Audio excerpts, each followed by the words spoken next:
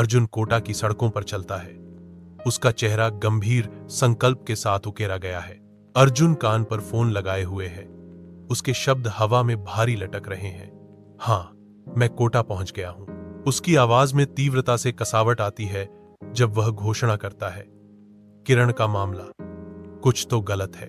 अर्जुन पुराने police station में खड़ा है। उसकी निगाहें तीव्र हैं क्योंकि वह अपनी खोज शुरू करता है। अर्जुन ने दृढ़ स्वर में अनुरोध किया, मुझे किरण की गुमशुदगी की फाइल दिखाओ। कोई सुराग? अर्जुन की आंखों में किरण के बारे में किसी भी सुराग के लिए एक बेताब उम्मीद झलकती है। अर्जुन किरण के हवेली में अकेला खा है, जो रहस्य और बीते युगों के आभा से घिरा हुआ है। वह ध्यान से फीकी पड़ चुकी छवियों का निरीक्षण करता है। अतीत के मौन चेहरों में उत्तर खोजता है। विचारों में खोए हुए अर्जुन की आवाज खाली हवेली में गूंजती है, किरण, तुम कहां? अव्यवस्था से भरे पुलिस स्टेशन में अर्जुन फाइलों के ऊंचे ढेर के बीच खड़ा है। अनसुलझे मामलों का बोझ हवा में भारी लटका हुआ है। एक पुराने पंखे की धीमी घरघराहट स्थिर हवा को हिलाने में विफल रहती है, क्योंकि अर्जुन की तीव्र दृष्टि अराजक दृश्य पर घूमती है। मुझे किरण की गुमशुदा व्यक्ति वाली फाइल दिखाओ।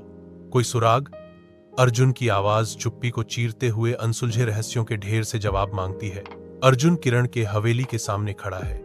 उसकी निगाहें एक पुरानी तस्वीर पर टिकी हुई हैं। वह हवेली दूर से दिखती है। उसकी नक्काशीदार खिड़कियां और धूल से ढके चित्र एक भूले हुए युग की कहानियां फुसफुसाते हैं। अर्जुन पुकारता है। उसकी आवाज शांति में गूंजती है, किरण, तुम कहां हो? कोटा चाय की दुकान पर अर्जुन और माया धुंधली शाम की रोशनी में बैठे हैं। उनकी चारों ओर परछाइयां खिंच रही हैं। माया उत्सुकता से आगे झुकती है, जिससे साजिश का संकेत मिलता है। अर्जुन जी, किरण का मामला बहुत जटिल है। मुझे कुछ सुराग मिले हैं। अर्जुन जवाब देता है। उसकी आंखों में उम्मीद की एक झलक है। बताओ माया, तुम्हें क्या पता चला? मंद रोशनी वाले हवेली में अर्जुन सख्त निगाहों से सेठ रघुवीर का सामना करते हैं। सेठ जी, मुझे किरण के बारे में सच बताओ। माया की तीखी आंखें सेठ के दिखावे को चुनौती देती हैं। तुम कुछ छुपा रहे हो, है ना? घबराया हुआ सेठ रघुवीर हकलाता है। उसकी आंखें घबराहट से इधर उधर घूमती हैं। मुझे कुछ नहीं पता।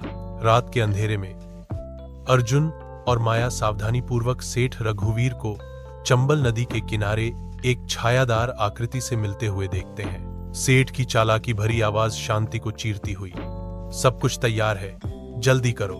माया की दबी हुई फुसफुसाहट चुप्पी तोड़ती है। सेठ क्या कर रहा है?